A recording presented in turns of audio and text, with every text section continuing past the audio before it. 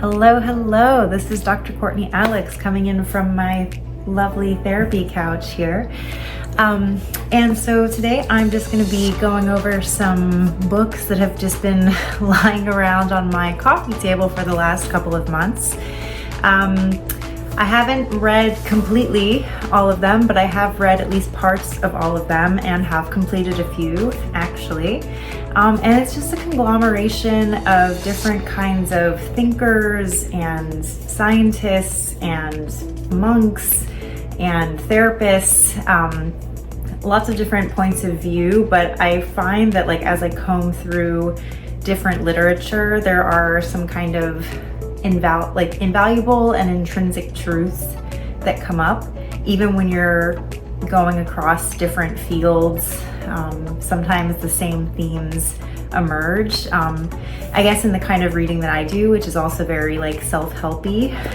So that is definitely one of my keywords would be self-help, but it's also, I think I call it our intrinsic path to healing, and everybody has their own path, and a big part of my path just happens to be reading books and allowing books to come to me and teaching me something. They almost always teach me something, and I love passing on that knowledge. I love passing on those insights, and so I give away a lot of my books too. But these are books that have stuck around, and I feel kind of attached to all of the books that I'm going to talk about today. So if anybody wants them, I will definitely post links for you in order to get the books, but I will not be giving any of them away today. I'm sorry.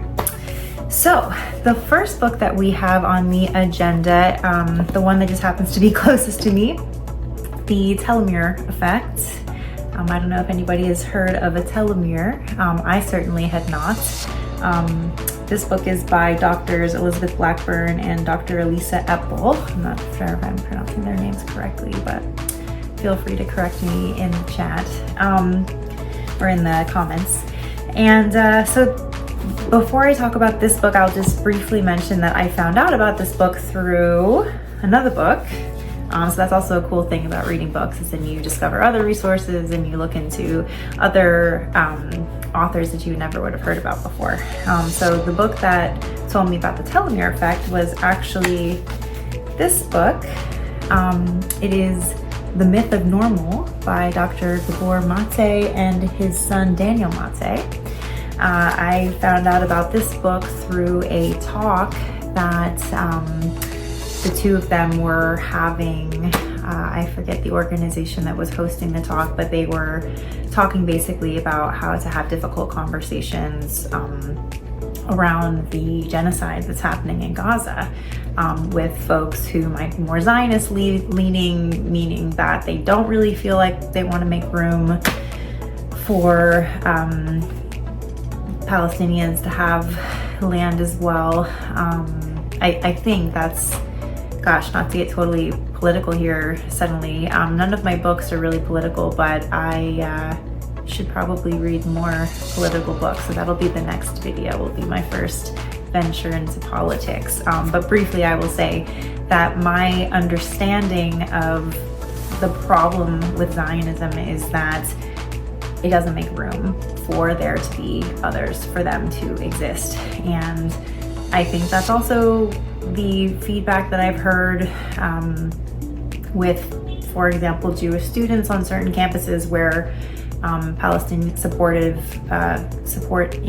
Palestinian protests have been happening, where some students have felt like the protests were anti-Semitic because of a certain chant or slogan that is used a lot of the times in the protests, which is from the river to the sea. So I'm really not qualified to talk on this subject. I'm just saying my understanding of it. Again, feel free to share your perspective in the comments. I'm very interested to hear what other people have to say about it. But anyway, so Dr. Mate was talking about how to have these difficult conversations and where he's coming from as, I believe, an Israeli, certainly a survivor of the Holocaust himself. So he has a lot of really interesting and deep and I would say like insightful and compassionate things to say. So maybe I'll start a little bit with this book. I haven't gotten super far in this book. It's quite a thick book, as you can see, but chock full of good stuff. Let's see if I've done any underlining. No underlining. I mean, the last chapter that I read was about, he's talking a lot about basically the myth of normal is that there's a lot of things in our culture that are toxic, and that normalize toxicity. And so he kind of talks about like how different communities, a lot of times like indigenous communities, might have had different way of doing things that were more in line with our natural way of being. Maybe like, let's say before industrialization kicked in. I think that's also maybe an interesting conversation to have, is exactly like when did the West ruin how we're naturally meant to be. But he talks about kind of more like intuitive and natural ways of being. For example, he talks about the process of birth, mothers giving birth to babies, and the medicalization of that process that has happened in our country. And that he talks to an OBGYN, for example, who says that she feels like the medical institution is kind of set up in a way that sort of makes women feel like their body is not going to be able to do something that it's supposedly very naturally capable of doing. I know I myself personally have a lot of fear around what the process of pregnancy and certainly giving birth would be like. It seems like it's a very intense, almost like traumatizing situation. But his point is that it doesn't have to be that way, and that in a lot of cultures it's not that way. And that actually, if you are more respectful of your body and also like respectful of what the mother wants, like for example, he interviews a woman who was basically forced to have a C-section even though she didn't want to, and the doctor just kept saying, no, you really need it, no, you really need it, and she was like, I really don't want it, I really don't want it. But she felt like she didn't really have a voice or a choice about that, and apparently that happens to many women. So that's the last chapter. Right now I'm opening to a chapter that is called What Choice Do I Have? Oh yes, the chapter that I was just talking about. What choice do I have? Childbirth in a medicalized culture. At the beginning of the 21st century, we have to rehumanize birth, realizing that there are limits to our domination of nature. He's a French obstetrician who said that. So he's got another chapter here. The mind can do some amazing things, from madness to meaning. Perhaps the line between sanity and madness must be drawn relative to the places where we stand. Perhaps it is possible to be at the same time mad when viewed from one perspective, insane when viewed from another. Richard Bentall, Madness Explained, Psychosis and Behavior. So I would recommend this book.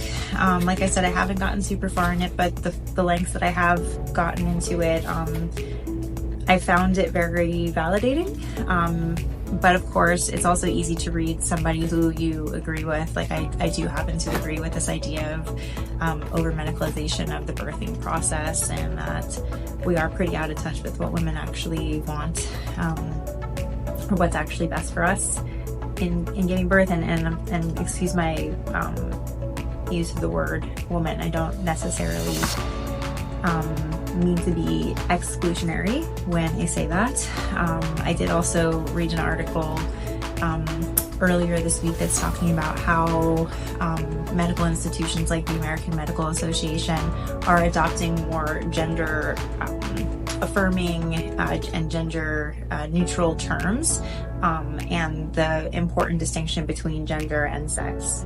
And so like medical professionals can be accurate when they're talking about something, and also to make sure that they find out about things that they need to find out about. Like, for example, if something's going to interfere with somebody's birth control, you don't want to assume that somebody's not taking birth control just because of how they present, for example. So what I mean to say is childbearing people or childbirthing people, they go through, and I think it's really important to point that out and to try to change some of these things in our society. So I think that's what he's trying to do with that book, is just point out things that we're made to feel like are normal and that we should be okay with, but that actually aren't good for us, and to kind of maybe actually normalize us not feeling good in the current system that we live in, and that actually we're not crazy, we're just in a crazy system. So I think there's probably a call to action at the end, I hope, but exactly what that action is difficult to say. But so moving back to the Telomera Effect, this book is interesting. He talks a lot about, in this book, the relationship between stress and unexpressed emotions and cancer, and basically how when we hold in our emotions, or we are kind of overly pleasing to other people at the expense of ourselves, that it actually costs us our health and makes our lives shorter. And then he also talks about this phenomenon with the telomeres, which I guess are basically, they are the thing that goes on the end of a DNA strand. And so they describe it like, imagine shoelaces, the tip of a shoelace, that would be a telomere, and that's the thing that holds the shoelace together so it doesn't fray at the end.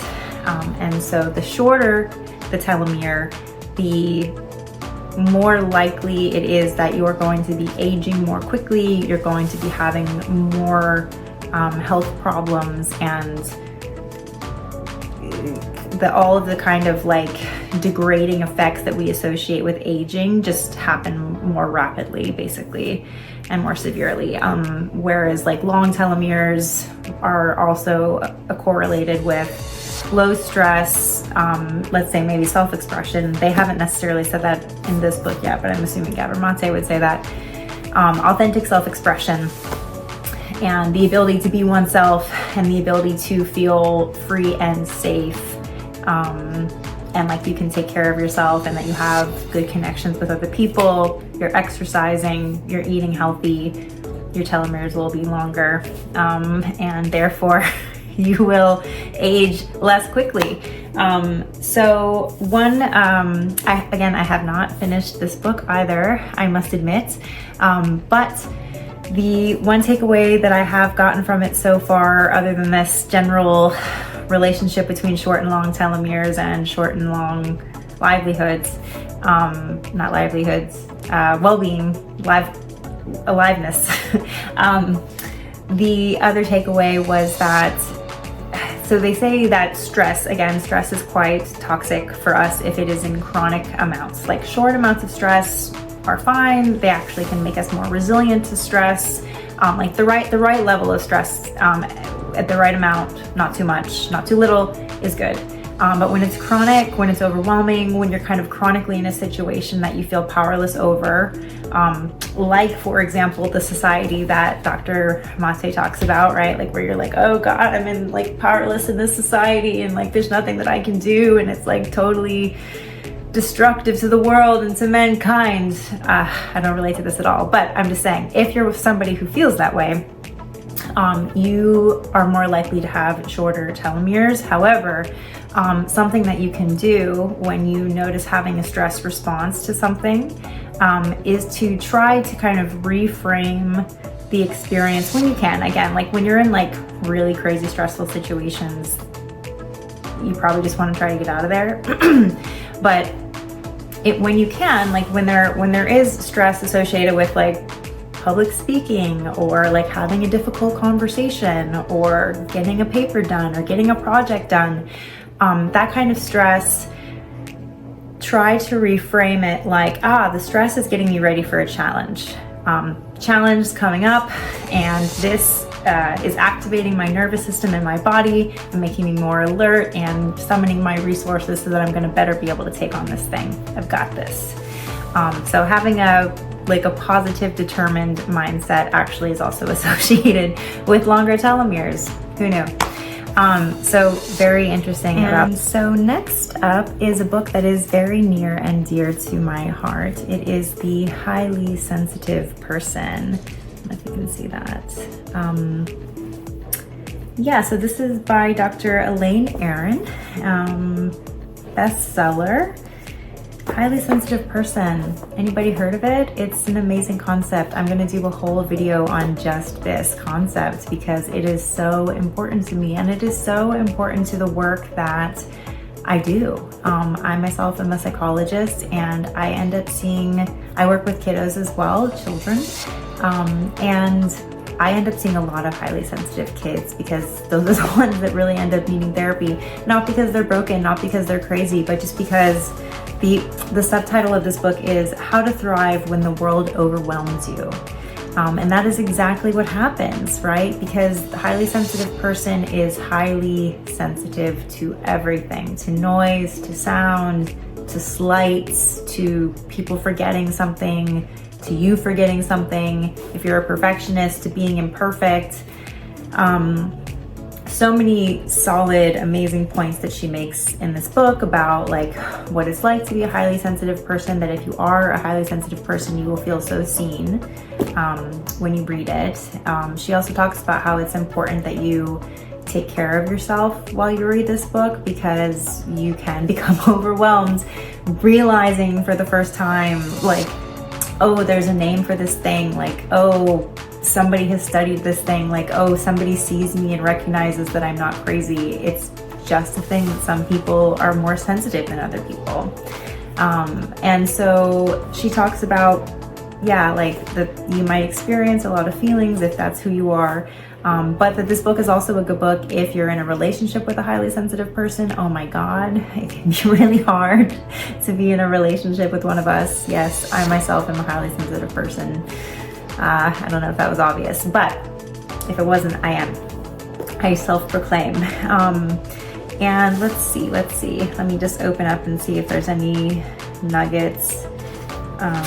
Okay, so she talks about different kinds of highly sensitive people. Oh no, she's talking about, I'm very into neuro stuff actually. So I'll probably do some talks about some neurological stuff as well. I'm very interested how neurological studies are really kind of backing up and finding things to be true that more psychodynamic kind of theories kind of intuited. But anyway, I want to say more about that in another video as well, so stay tuned. But so she's talking about that there are two systems in the brain, and that these two that create sensitivity, one system is the behavioral activation or approach or facilitation system. It's hooked up to the parts of the brain that take in messages from the senses and send out orders to get the limbs moving. This system is designed to move us towards things, right? Okay, so the behavioral activation moves us towards things. Especially new ones. It's probably meant to keep us eagerly searching for the good things in life, like fresh food and companionship, all of which we need for survival. Okay, so then there is the other system, which is the behavioral inhibition system, or a withdrawal or avoidance system. You can tell by the name which is the good one according to our culture. This system is said to move us away from things, making us attentive to dangers. It makes us alert, cautious, and watchful for signs. Not surprisingly, the system is hooked up to all the parts of the brain some researcher noted to be more active in inhibited children. So that's a study that she talks about earlier. So I found that really interesting, like just the way the brain works. And I have here, one could say there is a constant power struggle between the advisor and the impulsive, expansive warrior within the person. Okay, so the two different parts of ourselves, there is a constant struggle between those two things. And so probably with a highly sensitive person, that struggle is more pronounced. But she does talk a lot about how you as a highly sensitive person can also kind of over shelter yourself or be over sheltered by your parents, like because of your sensitivity. And that's actually not, like, respecting your sensitivity does not mean not exposing yourself to new things or to challenges or to like move outside of your comfort zone. And that actually it's really like anything else, it is a balancing act, right? It is a balancing act between taking care of yourself and getting the rest you need and taking things slow when you need to go slow when you're approaching a new activity, but not avoiding it completely, and trying new things that challenge you. I just like, again, kind of like what I was saying before, kind of like I was saying that these things start to overlap with each other and start to kind of interweave. The right amount of stress is actually what you need, right? And so that's different for every person. That's different for every situation. I'm sorry, I don't have a magic, I don't know, formula. Maybe there is a formula, actually. Let me know.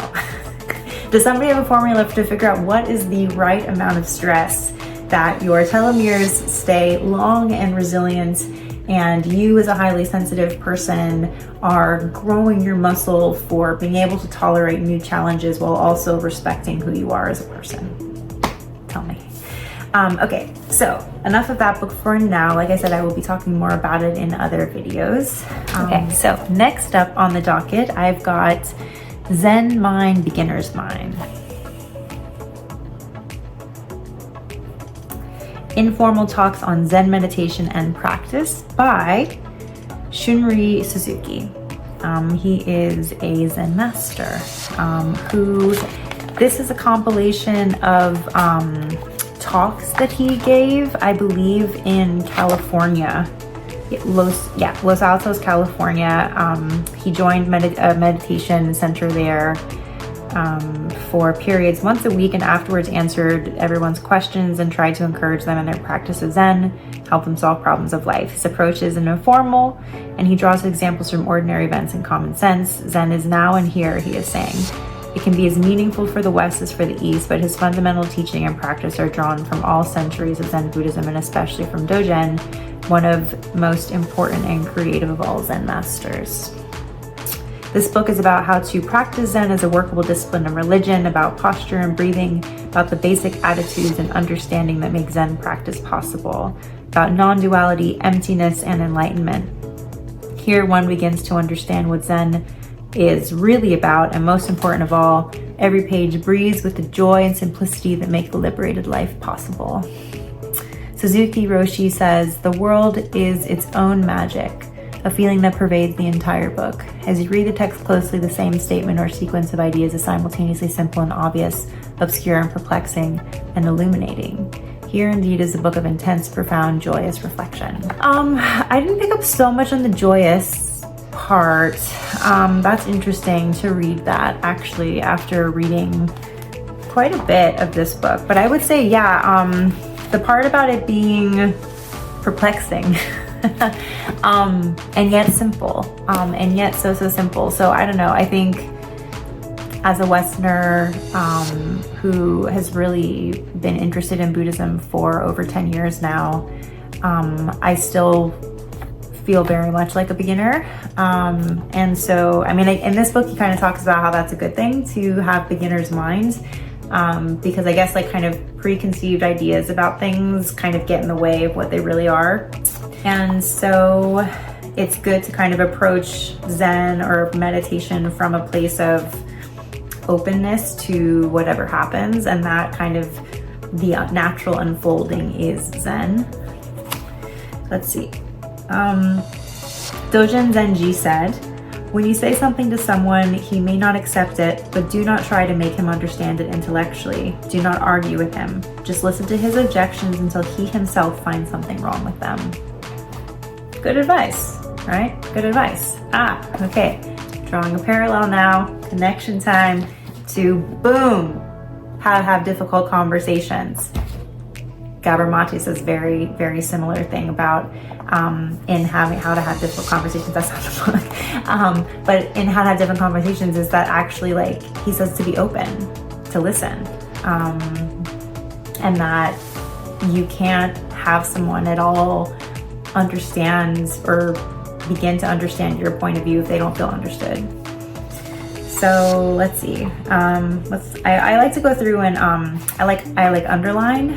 Some people I think write notes in the margin. I'm not like that good, but I do underline things as I read it, and so I like to go back and see what I've underlined and then like look at a little bit of the context to that. So I'm like, because sometimes it's kind of so out of context, it's difficult to really follow what I was trying to capture. But and so I underlined another quote by Dojin Zenji, which I guess was the master for this book. It was like his Zen master that he learned from. Do not think you will necessarily be aware of your own enlightenment. Yeah, you might already be enlightened. This way is just do it, forgetting your physical and mental feeling, forgetting all about yourself and your practice. If you have some gaining idea in your practice, and it is not pure enough. Continuing on this theme around how much energy, how much stress is actually beneficial to somebody and your well-being versus is actually going to cause you harm and make you age and get sick and even die prematurely.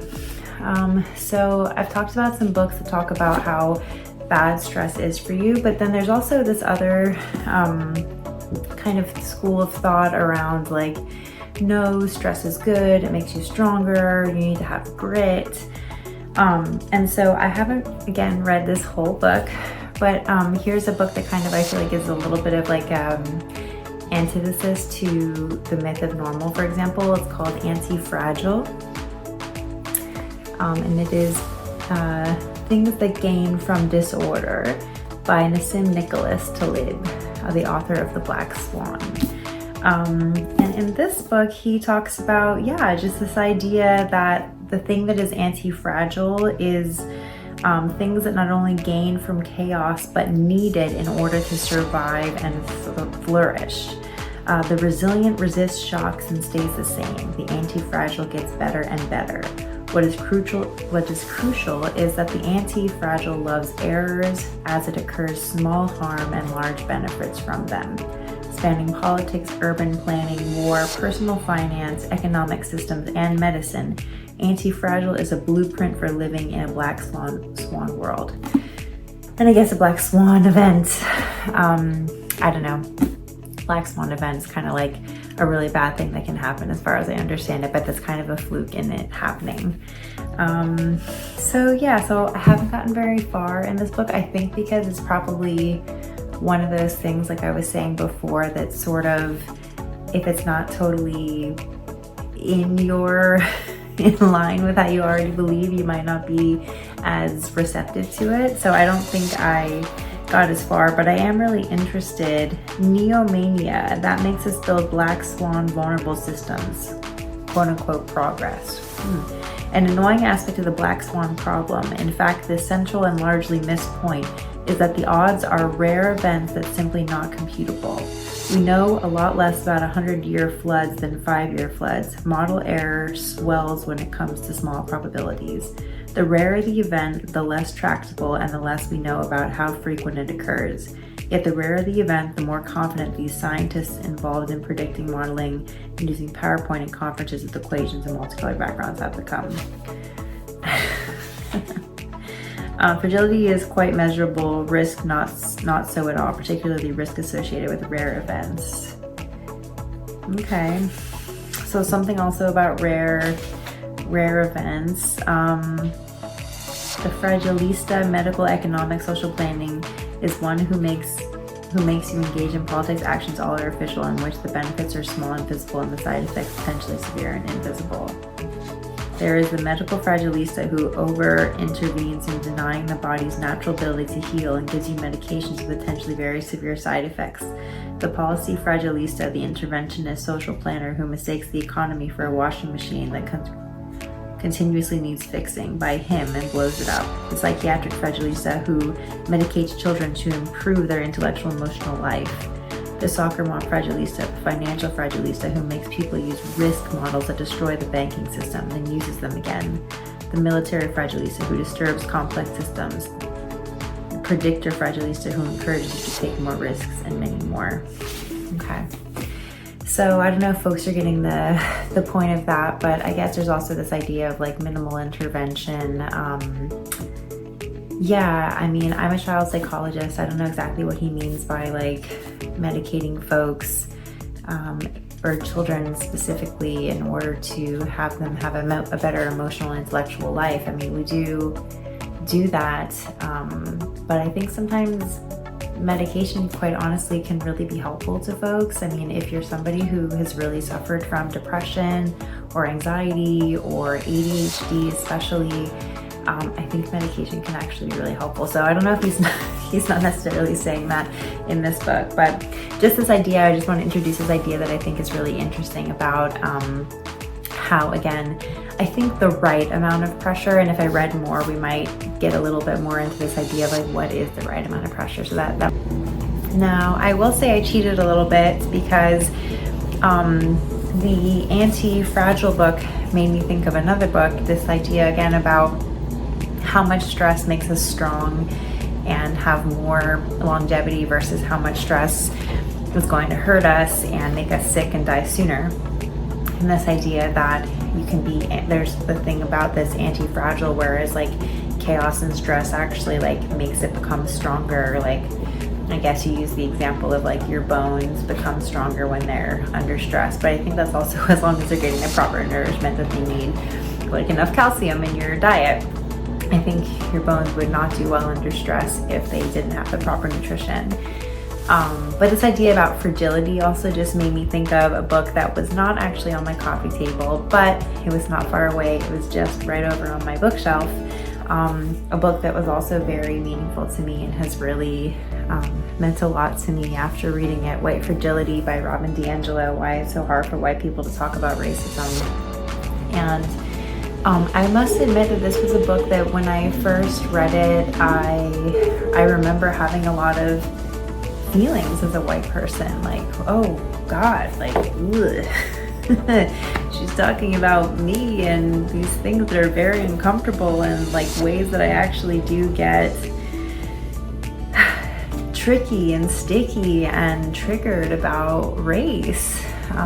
So this book was just hugely helpful. If you're a white person who has been hearing stuff about like anti-racism and whiteness and white supremacy, and you're like, what is that about? I think this is like one of the really good places to start, to get an idea of what we mean by whiteness and how like white supremacy culture is so problematic in America and in the world. So let me see. I know I underlined a lot in this book. To say that whiteness is a standpoint is to say that a significant aspect of white identity is to see oneself as an individual outside or innocent of race, just human, quote unquote. This standpoint views white people and their interests as central to and representative of humanity. Yeah, so she talks a lot about how much whiteness is centered in our society, and I think as a white person, you don't even really think about that until it's pointed out to you that like, oh yeah, I'm used to being the majority in most places that I go, and when I'm not the majority, I notice it and I feel weird because it's so alien to my experience. Race scholars use the term white supremacy to describe a socio-political economic system of domination based on racial categories that benefits those defined and perceived as white. The system of structural power privileges centralizes and elevates white people as a group. So yeah, I mean, I could go on and on about this book too and read it, but yeah, I will say it's a very good book, and it really, I feel like, kind of breaks things down for white people in a kind of like whiteness 101 kind of way that I know I needed at the beginning of my journey in race and whiteness. So yeah, another book I could probably do a whole nother video on, just highlighting the aspects about, I think, what are important things for white people to be thinking about. To shift gears a little bit, before I was also talking about that I'm a child psychologist and that I do actually think that medication can be really helpful for folks. So here's another book that is on my coffee table. I'm gonna reach for it. Boom. ADHD 2.0. This was written by two MDs. Edward M. Halloway, MD, and John J. Ratty, MD. And I believe that these are actually two MDs who have ADHD themselves. It's a short book, actually, so this is a book that I've actually read, the whole thing. Not that that's that impressive because it's so short, but at least I've actually read it. So I would say also, I mean, it's really not even just if you have ADHD. I think what I have found in my research about ADHD is that things that are good for folks with ADHD, it's good for everybody. It's just especially good for folks who are struggling with ADHD. But yeah, it's just chock full of just, some of it is just like information about how the brain works a little bit differently with ADHD, and how some things for folks with ADHD are just more difficult, just like kind of like task switching, and how there's always like a mechanism going for folks who have ADHD that is trying to kind of like pull them away from the task that they're trying to engage in. Yeah, it really, but if you have ADHD, I would totally recommend it. It's, I think, a really valuable kind of toolkit to have. And again, it's written from a very empathic perspective towards folks who have ADHD, because again, these doctors have it. So they're also just talking about ways that ADHD can also be like a superpower. It's not just a weakness, kind of like what I was saying before about folks who have who are highly sensitive people. Again, ADHD can be a beautiful thing, and you can be somebody who can really see things, notice things, maybe see things in a way, put things together in a way that other people wouldn't be able to do it because your brain functions a little bit differently.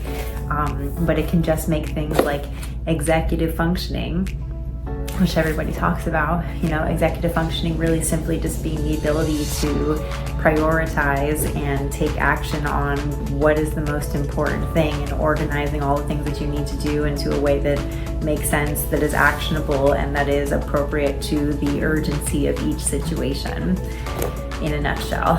And that can be really difficult for folks with ADHD, but it can be difficult for all of us overwhelmed in this society that we're constantly feeling like we have to be doing a million things, and we never have a moment to just like rest and breathe. I mean, I'm sure, maybe I'm exaggerating. Am I exaggerating? I don't know. Well, let's see. The next book on my table is The Secret World of Weather: How to Read Signs in Every Cloud, Breeze, Hill, Street, Plant, Animal, and Dewdrop by Tristan Gooley. Okay, so yeah, this book was given to me by a friend who was staying with me. My friend was reading this book and they decided to leave it with me, so I think they were really liking it. The most astonishing collection of weather signs ever assembled. In this eye-opening trove of outdoor clues, acclaimed natural navigator Tristan Gooley shows us how, by reading nature as he does, you'll not only detect what the weather is doing and predict what's coming, you'll enter a secret wonderland of sights and sounds you've never noticed before. Discover the ways that weather can reveal a hidden world with every step you take through the woods or down a city street. This makes me think of a book that I actually gave away. It's called The Secret Life of, or no, it was called Crow Planet. Crow Planet is also a really cool book. It's about crows and their relationship with human beings, and like why they're so successful as animals, also because of their symbiotic relationship with humans, kind of like dogs or rats maybe, I don't know. But anyway, so The Secret World of Weather seems cool. I haven't read it actually. This is just a little bonus book that was sitting here waiting to be discovered. And let's see, I do have a couple more. They're a little bit more psychology focused. Let's see. Okay, this one is called Sincerely Your Autistic Child: What People on the Autism Spectrum Wish Their Parents Knew About Growing Up, Acceptance, and Identity. Edited by Emily Page Ballou, Sharon Vanport, and Morianique Biwa Anaiwo. Sorry, that was really bad pronunciation. So it was edited by 3 people. I think they did interviews. They collected a lot of different conversations and interviews with folks who were actually living with who are autistic. I'm sorry, still stuck on the ADHD book, but who are autistic, and it's things that autistic folks kind of wish that their parents had known when they were growing up. So I didn't read this whole book again. I don't know if you're noticing a theme, but so far what I've gotten is that love and acceptance and support are really important. And I'm sure that Gabor Mate, coming back to the myth of normal, I'm sure that he would agree that, yeah, I mean, at the end of the day, we know that's what makes a human being successful, is if their parents were loving and supportive and responsive enough. Like, let's say 80% of the time you had parents who responded to you in a way that you needed. You had parents that were supportive of your dreams, your goals, your ideas, who were interested in the things that you had to say, who didn't make you feel stupid for crazy ideas that you might have had, etc. And so I think it seems like a lot of kids who are on the autism spectrum maybe do get met with like frustration or misunderstanding from their parents. Maybe because sometimes there can be behaviors like repetitive physical behaviors that can be off-putting. But really it's just because sometimes folks are just finding a way of soothing themselves, again, because they are getting such a sensory overload. Sometimes doing things with their hands, rocking, maybe sometimes being a little bit myopic in focus, can be really frustrating and off-putting for parents and for peers. But yeah, from what I've gotten from this book is that I think like anybody, like with any difference you have, and even if you don't have a difference, like a neurological difference, neurodiversity, really you just want to be loved and accepted for who you are and to be cared about for who you are, right? So big takeaway from this book, not really a surprise, but I still have a few that are on my coffee table. More kind of therapy related books. This one I really love. It is called Monsters in Love. Monsters in Love. Good song. Can't play it. Anyway, Resmaa Menakem is the author of this book. Resmaa Menakem is also a author of a book called My Grandmother's Hands. So if anyone has heard of that one, I would say that's his more well-known book. This is a newer book than that. My Grandmother's Hands is a somatic abolitionism approach to racial healing, and Resmaa Menakem talks a lot about different kinds of racial trauma based off of the kind of body that you are in. So mine being a white body, he talks about like white bodies and bodies of culture and the difference in the racial trauma that we've experienced intergenerationally. So he talks about this idea of intergenerational trauma, which I also don't know how familiar folks are with that. There's another book that I have on one of my bookshelves by Dr. Joy DeGroy, and it's called Post-Traumatic Slave Syndrome. And she talks a lot about this idea of intergenerational trauma as well, and how things that happen to our ancestors or to, our grandparents' previous lineages actually do impact the DNA that is handed down to us. And they have seen, even in animal studies, that when an animal experiences a trauma related to a certain stimuli, even their offspring will be afraid of that stimuli, even though their offspring never actually had a traumatic experience with that.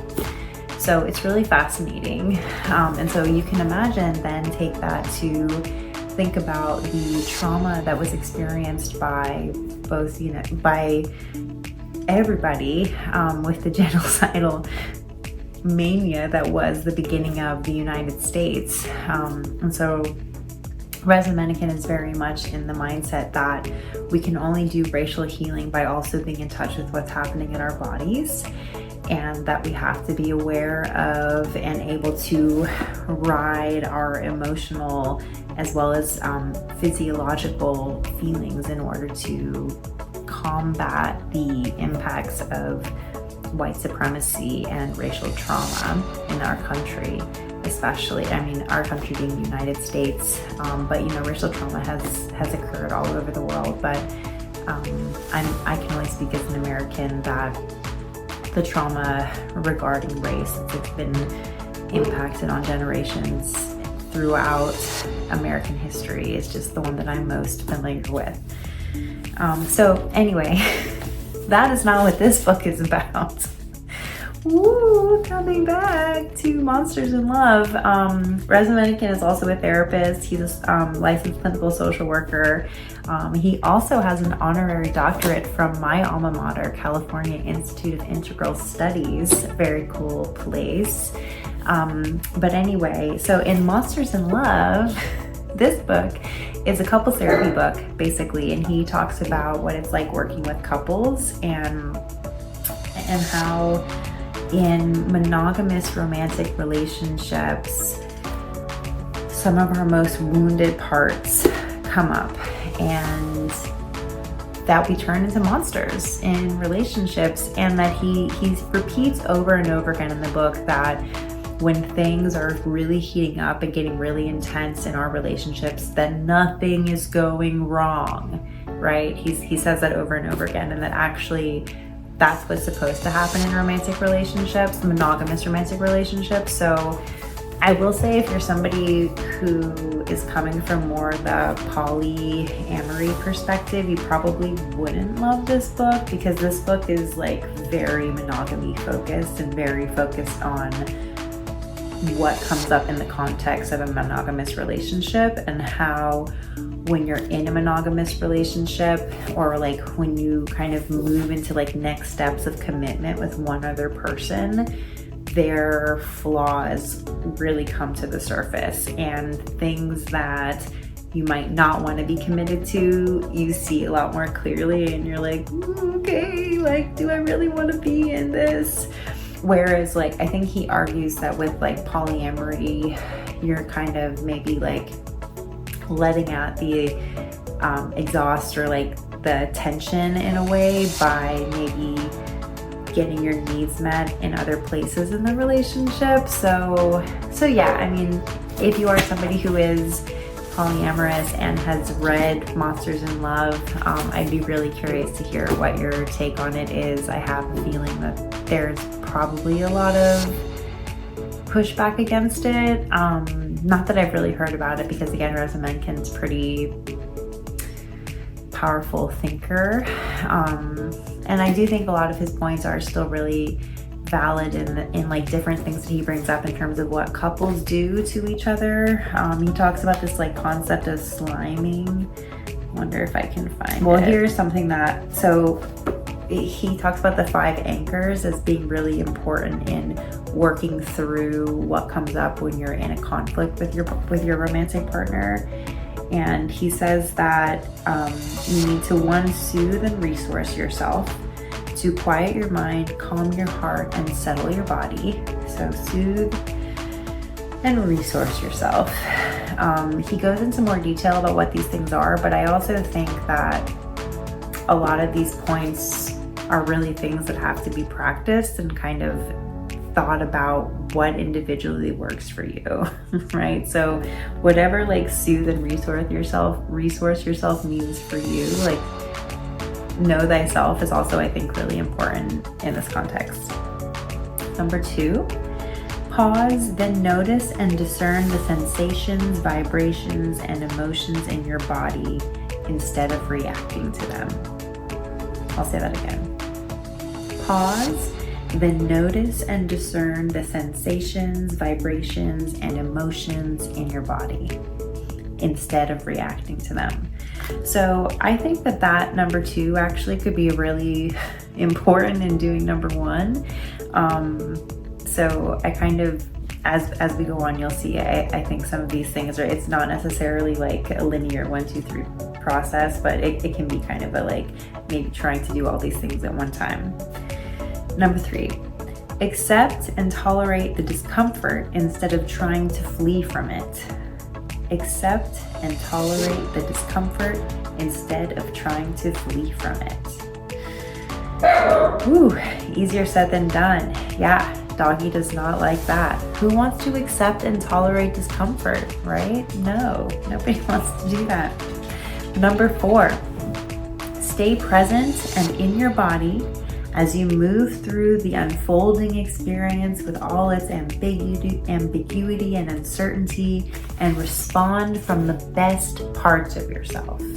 Yeah, I love that. He talks about that too, this idea of like, when you're responding to your partner, try to respond to them from the best parts of yourself rather than the weakest parts of yourself, which is really hard to do, right? When you're in a romantic relationship, when you were like in the thick of it, you were like, ooh, your most wounded parts come out. And so I think it's a good reminder to say like, respond from the best parts of yourself, right? Because romantic relationships are also like, I really like to think of them as spiritual work. And again, this is like in the context of monogamous relationships. Not that polyamorous relationships cannot be spiritual work. Indeed, they are. I just tend to think of polyamorous relationships as like kind of the ideal. This is also making me think of a book that I really like that I have on my bookshelf somewhere. It's called The Ethical Slut. Very cool book. I highly Number 5, metabolize any energy that remains. Okay, so soothe and resource yourself.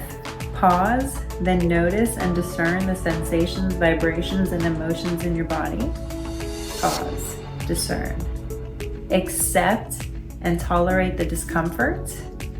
Stay present and in your body. Metabolize energy that remains.